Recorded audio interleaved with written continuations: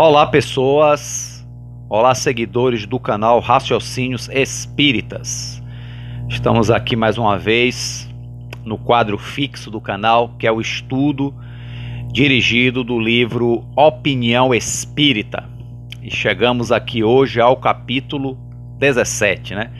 Para darmos continuidade. Como eu sempre digo, Opinião Espírita é um livro psicografado, é uma obra mediúnica, psicografado em parceria por Francisco Cândido Xavier, né, o Chico Xavier, e Valdo Vieira, né? E a autoria espiritual também é uma parceria de Emmanuel e André Luiz, né? Ficando Emmanuel com os capítulos pares e André Luiz com os capítulos ímpares, né? Questão de organização. Não tem nenhuma questão mística nisso, não. Par, ímpar, nada disso. É só a questão de organização mesmo, né? E hoje o capítulo 17, que se intitula Ao Médium Consciente, né? É um texto de André Luiz. E nós vamos dar seguimento, né? Lembrando sempre que o Opinião Espírita, as opiniões espíritas de cada capítulo, né? Emitida por Emmanuel e André Luiz, se baseiam sempre em um conteúdo da codificação, né? Porque assim, para se dar uma opinião espírita, tem que saber do espiritismo. E a base do espiritismo é a codificação, porque a codificação foi feita por vários espíritos, né? Várias comunicações, né? E ela realmente é que para o espírita sério mesmo, para o espírita compenetrado, a codificação de Allan Kardec vai ser sempre a maior referência em termos de aprendizado espírita, né? Aprendizado na área, no campo do espiritismo, né? Do conhecimento espírita, Ave Maria. Chega, me embolei, né? Então, assim, esse capítulo se refere ao capítulo, a uma parte do capítulo 14, né? Do livro dos médiuns, que é o capítulo justamente dos médiuns. O nome do capítulo é dos médiuns, né? É o item 166, que fala sobre os médiuns falantes. Olha que interessante. Médiuns falantes. Nós chamamos comumente, né, há muito tempo, não digo hoje em dia, já faz muito tempo, os médiuns falantes de psicofônicos, né?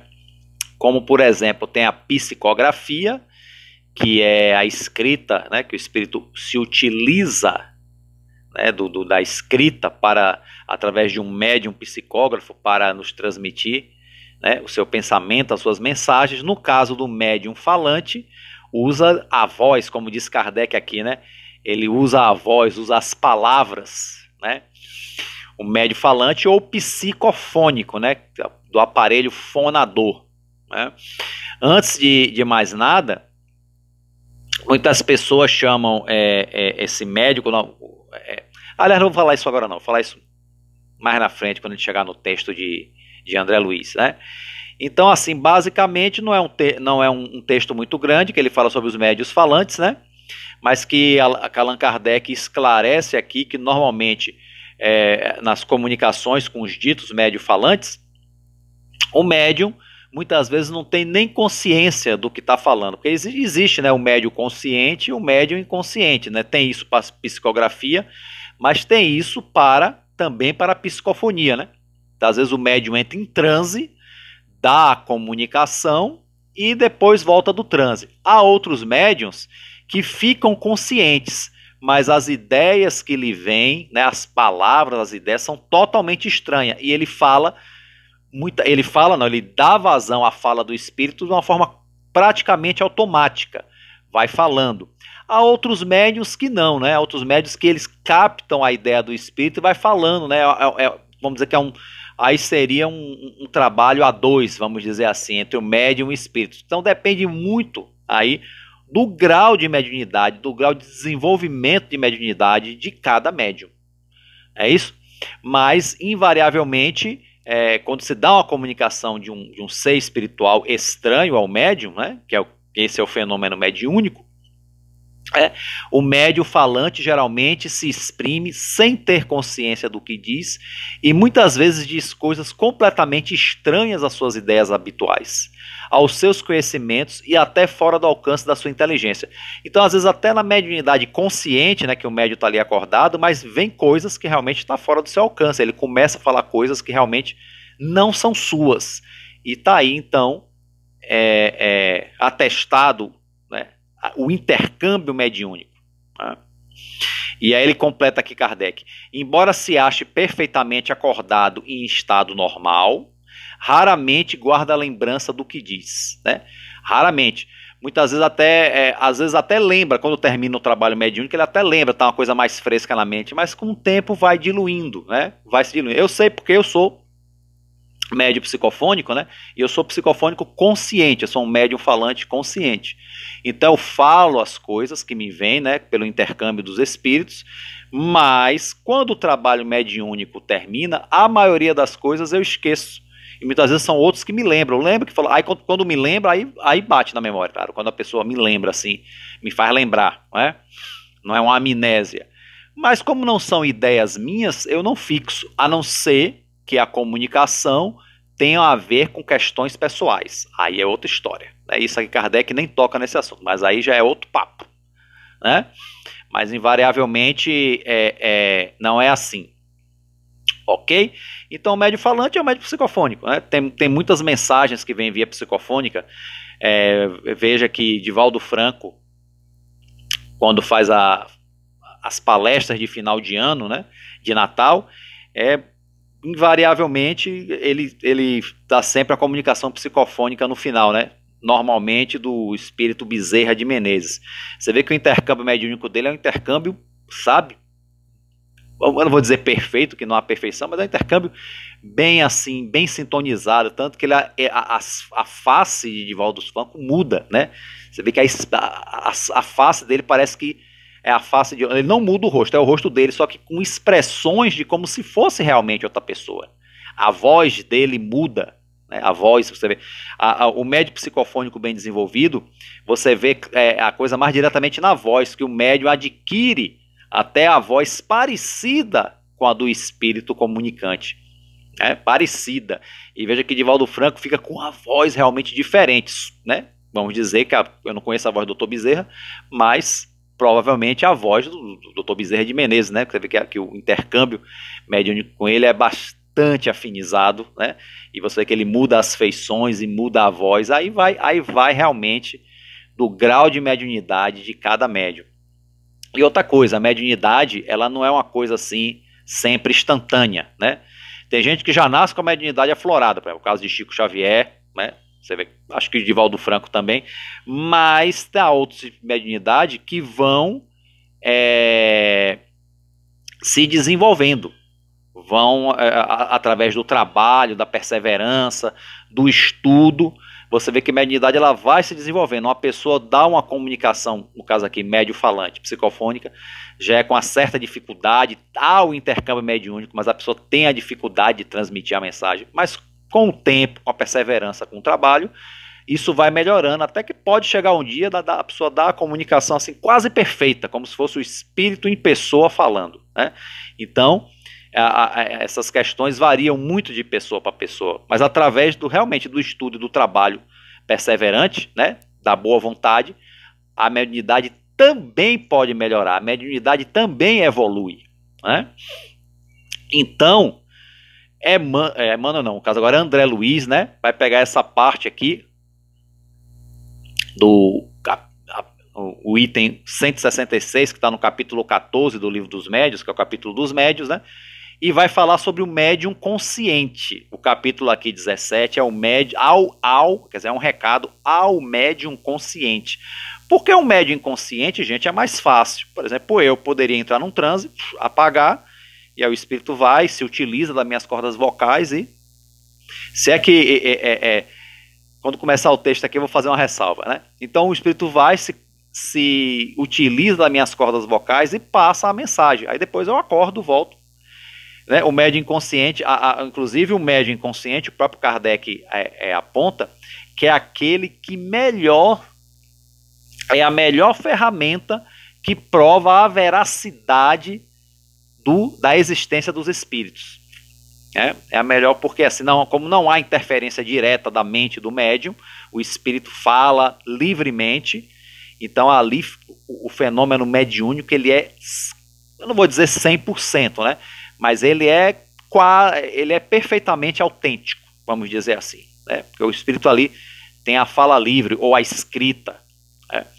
E quando a mediunidade é consciente, há uma interferência do médium, ainda que não queiramos, há uma interferência, né? Por isso que o médium consciente, que é a maioria, né? A maioria dos médios são conscientes, né? Pelo menos na minha experiência com trabalhos mediúnicos, né? A maioria dos médios que eu conheço, eu não conheci até hoje nenhum médium inconsciente. Sei que eles existem, mas eu nunca convivi diretamente com nenhum médium. Aliás, não, minto, teve um. Mas foi por pouco tempo, porque ele participou do trabalho mediúnico, e aí depois ele foi embora da Bahia, ele foi morar em outro lugar. Acho que só um médium inconsciente, mas foi tão rápido que eu tinha até esquecido. Que ele realmente entrava num transe e depois não lembrava de nada. Mas a maior parte dos médios são conscientes. Então, André Luiz vai dar esse recado, né? Então ele começa o texto assim, ó. Se a incorporação consciente, olha, a incorporação. Por que eu quis fazer essa ressalva? Porque no meio espírita não se gosta de usar essa palavra incorporação, quer dizer, a gente incorpora o espírito, né? Ele entra, incorporar, pressupõe-se que ele entra no nosso corpo. Fulano está incorporado, né? E na verdade não há uma incorporação, nenhum espírito entra no nosso corpo. A ligação é mental e perispiritual. O médium, ele tem uma expansão do perispírito acima do comum, né? Então essa expansão do perispírito faz com que o perispírito do médium se una ao perispírito do espírito comunicante e faz uma ligação perispiritual, né, mental, quer dizer, mental, a mente e perispírito, né? E aí o perispírito do médium transmite ao corpo essas impressões que o espírito está transmitindo, né? Então o corpo responde, claro, se o espírito for violento, ele quer quebrar a mesa, quer quebrar as coisas, tem comunicações violentas, grita, quer xingar, né, tal. Mas aí cabe ao médium se educar e controlar isso, né? A educação mediúnica, um dos pontos principais é esse, é o médium controlar a comunicação, né? Porque não pode estar quebrando nada no trabalho mediúnico, nem agredindo ninguém. Então, a primeira, acho que uma das partes mais urgentes da educação mediúnica é essa, é controlar as comunicações violentas, agressivas, né? Não pode xingar ou agredir ninguém, né?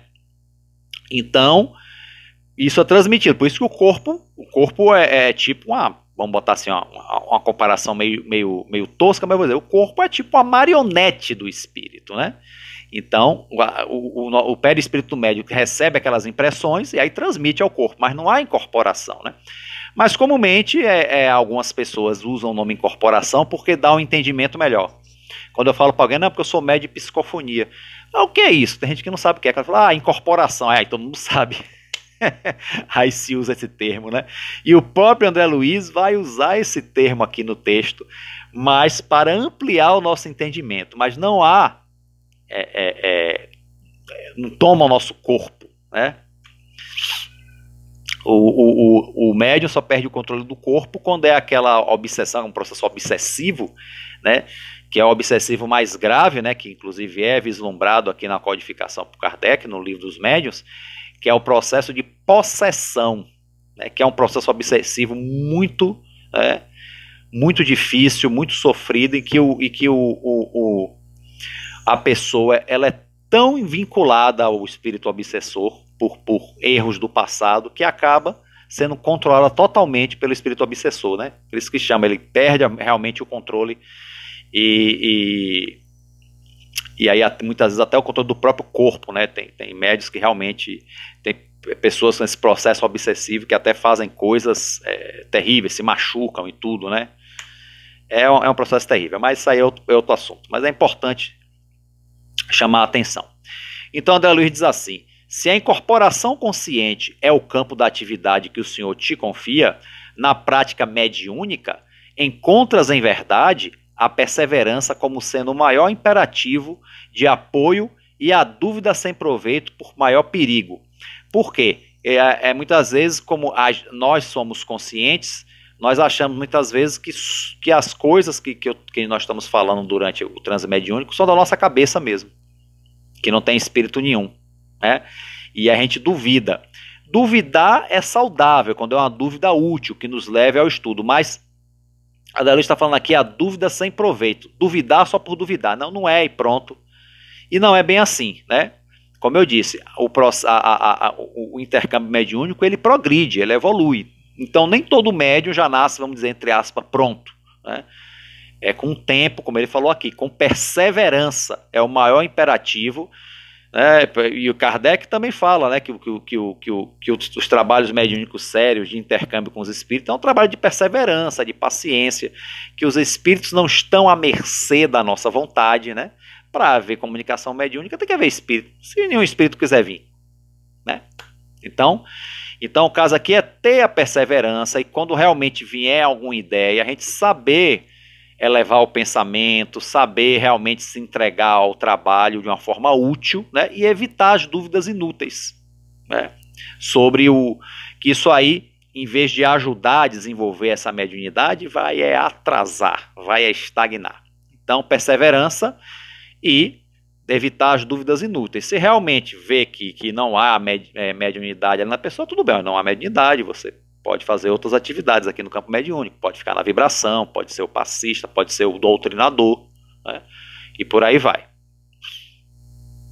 Convence-te, porém, de que o serviço paciente, pouco a pouco, diminuirá, quer dizer, diminuirá, em definitivo, todas as tuas vacilações.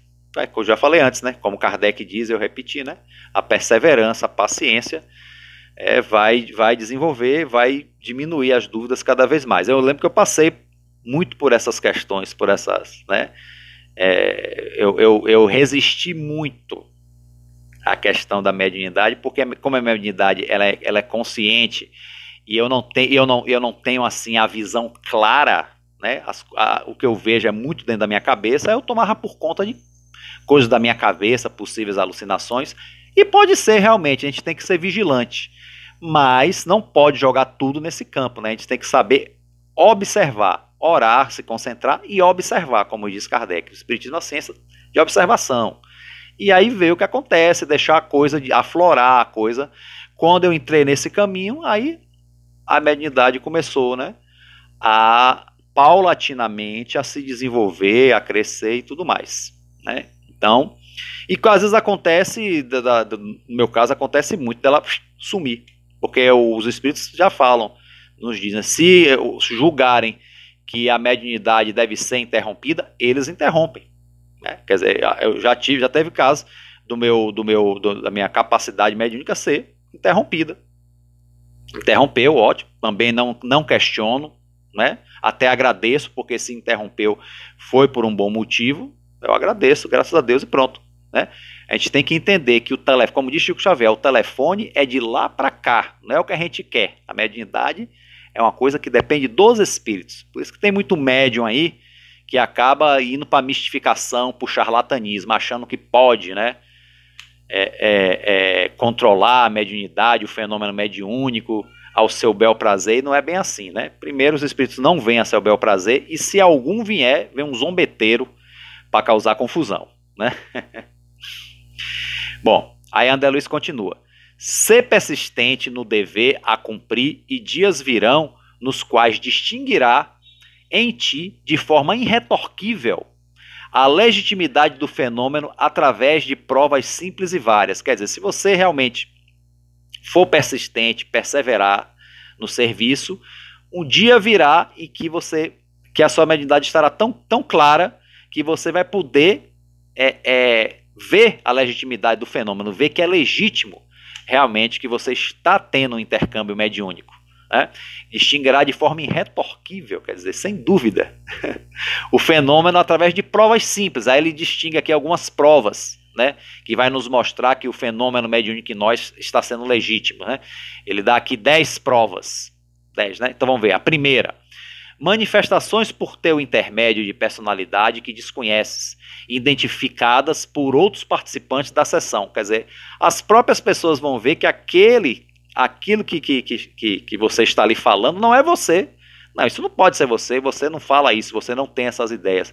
Está claramente um ser diferente aí falando por você, né? Antes de você, não só você o percebe, os outros também percebem. 2. Comunicações de familiares e amigos por tuas faculdades, ofertando-te valores irrecusáveis de identidade.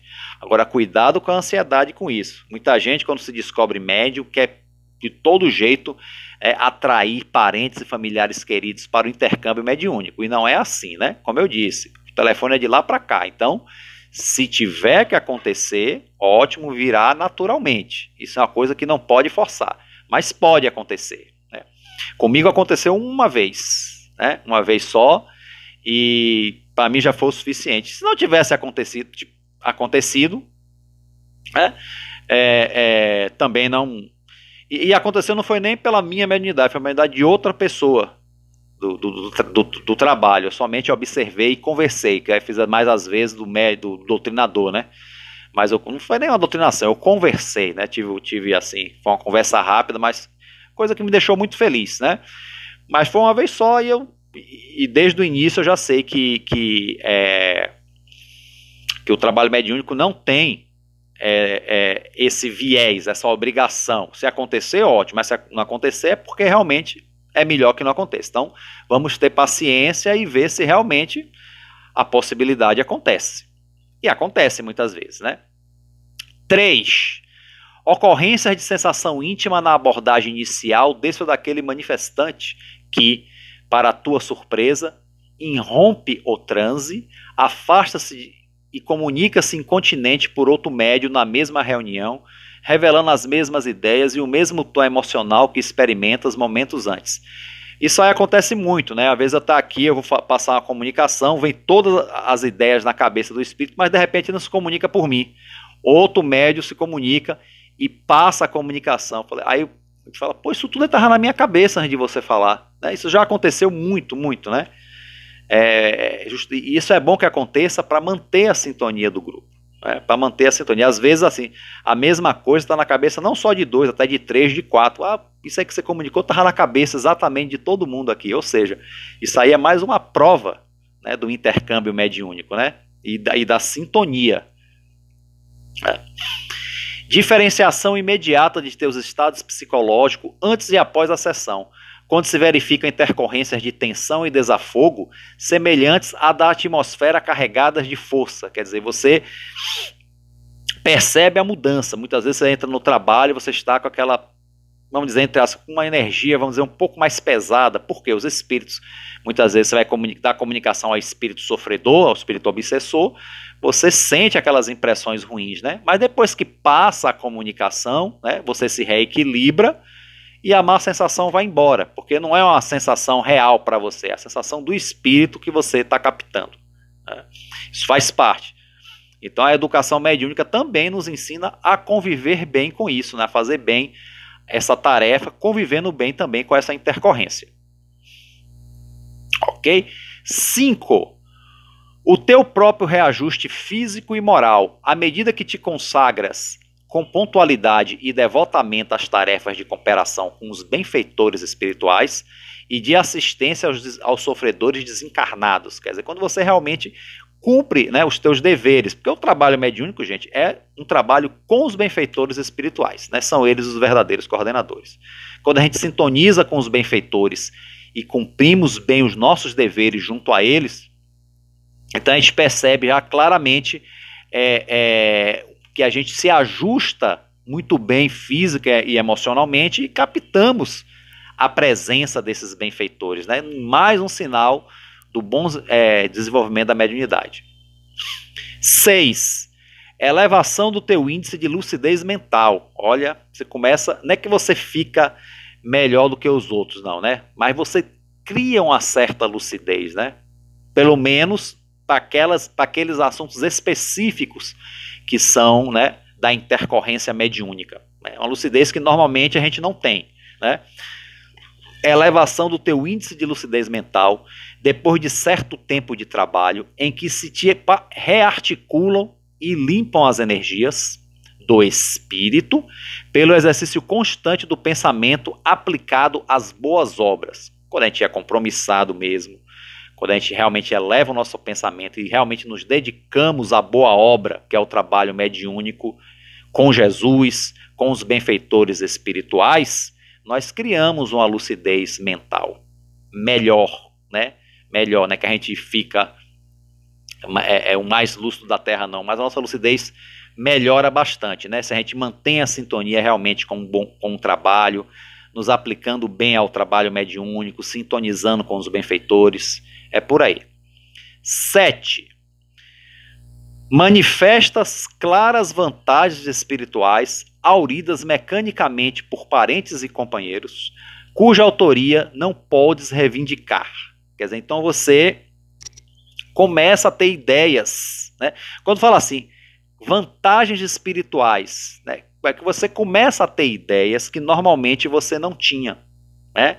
E essas ideias vêm de... E você não pode dizer quem foi que ele transmitiu essas ideias. Pode ser espíritos amigos, pode ser espíritos queridos, pessoas queridas, parentes até, como ele nos indica aqui, que nos transmite essas ideias e nos ajudam até nas questões do dia a dia, né? Não que vai fazer o nosso trabalho, não, mas nos inspira a fazer o trabalho melhor, né? Ou no caso de a gente não conseguir fazer as coisas, nos consolam, dizer, olha, não fez porque realmente não era o momento, vamos fazer depois. Quer dizer, nós temos, né, um amparo espiritual mais intenso, porque a gente abre o nosso canal. Não é que os espíritos só ajudem quem é um médium trabalhador de trabalho mediúnico, não ajudam a todos, mas um médium que trabalha, né, de uma maneira correta com os trabalhos mediúnicos, tem o canal mediúnico um pouco mais ampliado, claro, isso é até natural, né? Isso é uma questão até de lógica, né? Então a gente acaba tendo algumas, né, melhorias, algumas vantagens perto, né? Agora, para isso a gente tem que manter a sintonia, né? Porque tem gente não, que só tem a sintonia boa lá no trabalho mediúnico. Botou o pé para fora da sala mediúnica, aí não, né? Aí não, né? Acho que isso está bem claro, né? Porque a gente é aquela coisa, nós somos os vagalumes, outra hora a gente brilha, outra hora a gente apaga, outra hora a gente brilha, outra hora a gente apaga. E vamos assim, né? O nosso momento evolutivo ainda, né? Mas vamos lá. 8. Reação do reconforto ou regozijo. Adoro essa palavra regozijo, regozijar. Dos enfermos, melhorados ou recuperados, que nem de longe conseguirás atribuir a ti próprio. Isso, olha, muitos espíritos que são socorridos em trabalho de desobsessão, em trabalho de socorro a espíritos sofredores, né? Eles voltam às comunicações muitas vezes para agradecer, né?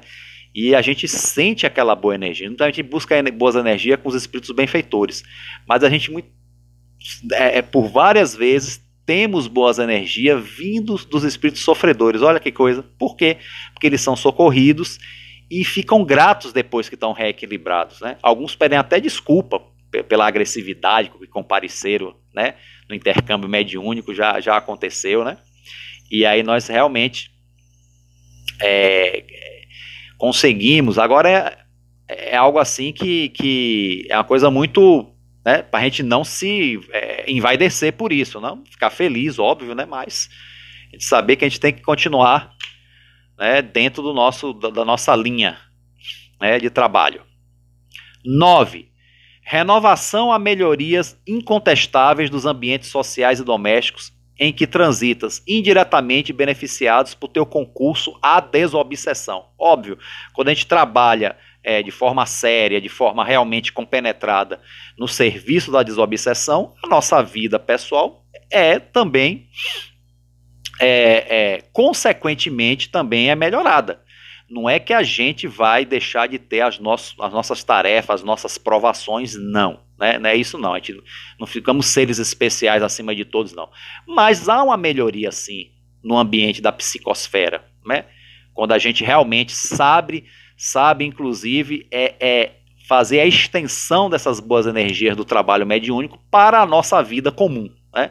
Então acaba isso beneficiando sim de alguma forma o nosso lar, os ambientes em que nós transitamos, né? Principalmente quando a gente mantém o nosso foco, mantém a nossa vibração, não é que a gente vai ser perfeito, santo, puro e casto, não, mas que a gente mantém uma ligação saudável, né, com o intercâmbio mediúnico, né? Então isso acaba tendo esse beneficiamento, né? E eu já fui testemunha desse benefício, né? É, em ambientes familiares, por exemplo, né? De ter uma dificuldade e esse benefício acontecer, né? Um milagre, nada disso, não, mas de realmente eu perceber que houve um benefício na área espiritual e ter uma melhora, né? A coisa não ser, se a coisa não ficar boa, pelo menos não ser tão ruim, né? Não ser tão massacrante, vamos dizer assim, né? E o que já tá bom, né? 10 e último. Cobertura de confiança e alegria que fornecerá aos companheiros de equipes medianímicas diversas, por funcionários qual agente irradiante de fé renovador e nobre estímulo no amparo geral aos ceareiros do bem. Quer dizer, você vai ser uma pessoa confiável. Se você for um bom médium, for um médium que realmente se dedica, que estuda, procura se desenvolver, você sempre vai ser confiável em todas as searas, né, de trabalhos mediúnicos, não digo só nem de trabalho mediúnico, mas de trabalho no bem, né, para a nossa evolução espiritual. É isso? Então são as 10 coisas aqui, né?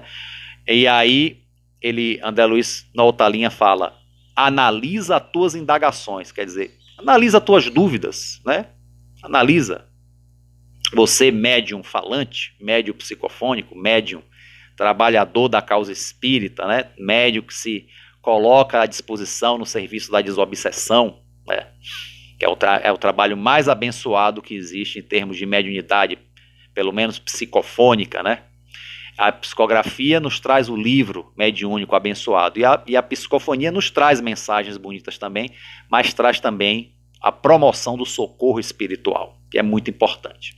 E o último parágrafo, ele diz assim, ó, aí vai aqui uma alfinetada de André Luiz, ó. Existe muita preguiça mascarada de dúvida, existindo até mesmo um médium cuja mediunidade todos reconhecem, prezam e valorizam, menos ele. Quer dizer, na verdade, a preguiça do trabalho, do autoaprimoramento, é dizer, isso aí acho que não é mediunidade, né? Bota aquela dúvida paralisante, mas André está dizendo aqui que muitas vezes é uma preguiça, é uma má vontade, né? E que ele tem uma mediunidade que todos enxergam que aquela mediunidade é boa, todos valorizam, menos ele, menos este médium, ou esta médium, né? A mulher, mediunidade está para homens e mulheres, ok? E assim ele encerra este capítulo.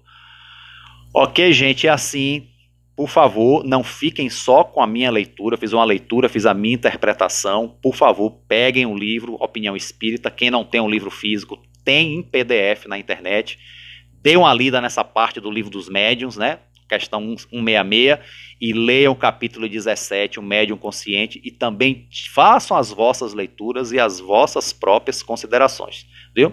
Não fiquem só com as palavras do Ricardo Dib aqui não é que faz de toda boa vontade, mas o melhor é que cada um também estude, procure também se aprimorar por si mesmo. Ok, gente? Então, encerrando mais uma Opinião Espírita aqui. Quem gostou, curte, compartilha. Quem não se inscreveu no canal Raciocínios Espíritas, se inscreve. E segue as mídias do Raciocínios Espíritas. Tem no Instagram, tem no Facebook e também tem o Twitter. A todos aí, um grande abraço e fiquem com Deus.